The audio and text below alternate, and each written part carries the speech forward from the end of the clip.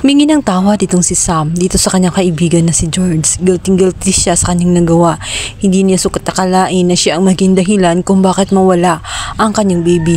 Ngunit galit na galit itong si George, hindi niya agad-agad mapapatawad ang kanyang kaibigan. Sapagkat pinagkaitan niya na maging ina itong si George. Iyon na ang pangalawang beses na nakunan siya.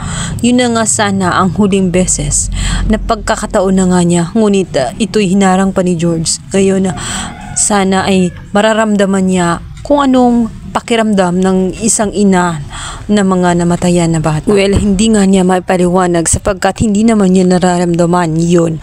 Kung kaya't ang gustong gawin nga nitong si George ay iparamdam at iparanas nga kay Sam ang kanyang mga naranasan, nang sa ganon guminhawa ang kanyang pakiramdam. Sa tingin niya, yun lang ang pinakatanging paraan na mabawasan ang bigat sa kalooban na kanyang nararamdaman. Munti ka na niyang saksakin ang tiyan nga nitong si Mabuti Sam. Na lamang at dumating nga itong si Ward at inawat silang dalawa.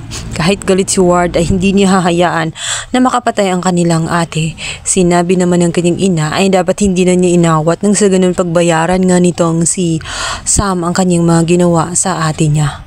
Ngunit hindi niya hahayaan na papatunayan nga nitong si George na totoo ang bintang ni Sam sa kanila na sila ay mamamatay tao, sapagkat malinaw na ang pamilya ng mga Castillo lamang ang tunay na pumapatay. Nasa matigas ang ulo nga nitong si Sam na instead na pinigilan siya ng kanyang inainahan na si Aurora ay talagang pinilit na ang kanyang sarili na pumunta roon. Ngunit wala rin namang naidudulot dahil hindi pa naghihilom ang sugat na dinanas niya nitong si George sa kanya. Kung kaya't wala rin ang kanyang pagpunta sapagkat nagkukos lang ito ng sobrang sakit para kay George.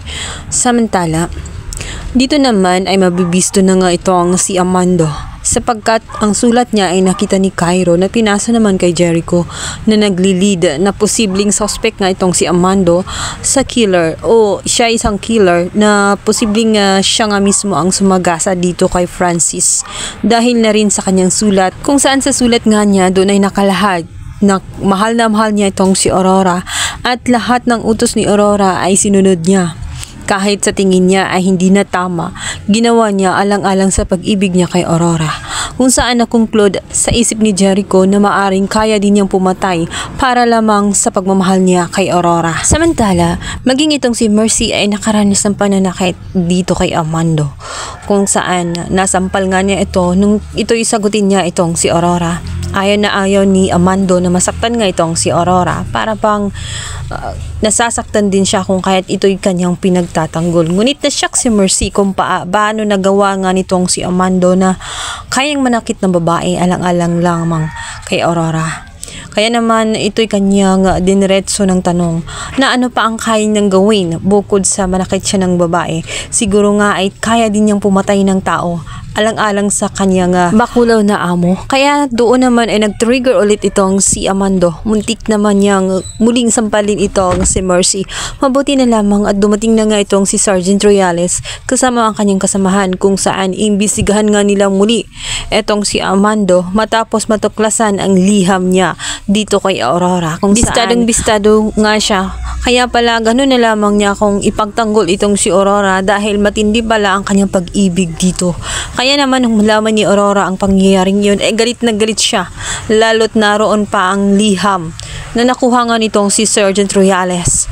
Yun ang magiging dahilan kung bakit magiging lead suspect na naman ngayon itong si Amando at posibleng si Aurora ay madadamay din. Dito na nga kaya mabubunyag ang katotohanan na walang ibang nananakit sa loob ng state kundi ito nga si Aurora kung saan sakim sa kapangyarihan at walang ibang iniisip kundi ang kanyang kapangyarihan dahil sobrang napakagahaman niya.